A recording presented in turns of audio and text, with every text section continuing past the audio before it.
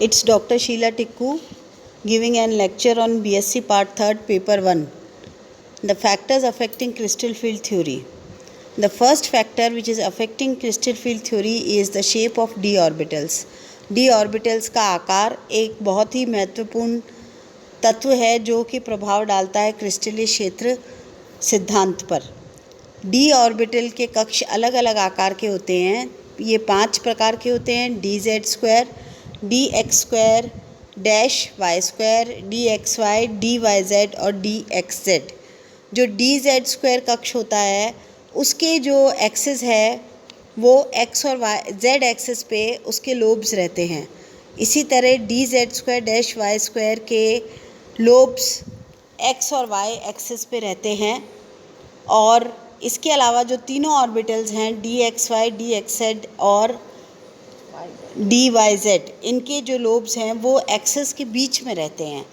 तो इस तरह का जो इनका शेप है, आकार है, उसका प्रभाव क्रिस्टलीय क्षेत्र सिद्धांत के अनुसार जब लिगेंड मेटल के पास आता है और कंपाउंड बनाता है उस पे पड़ता है।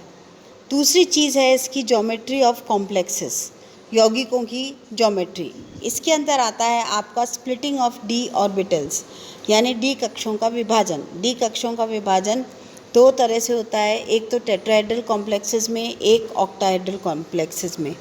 यानी एक तो अष्टफलकीय यौगिकों में और दूसरा चतुष्फलकीय यौगिकों में।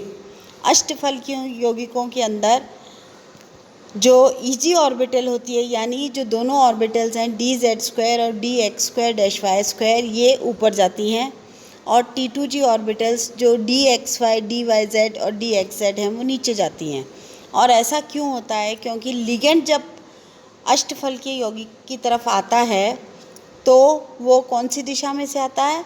जो कक्ष होता है, यानी जो एक्सिस होती है उसकी दिशा में से, उस साइड से आता है। तो उस साइड से आने के कारण क्या होता है, जो कक्ष उसकी प्रभाव में आते हैं, यानी जिनकी ज्योमेट्री या जिनके लोब्स एक्सिस पे हैं, वो उनकी एनर्जी ऊपर चली जाती है और बाकी के कक्षों की एनर्जी नीचे हो जाती है, जिसके कारण ये 3 और 2 ऑर्बिटल्स के बीच में डिवाइड हो जाते हैं।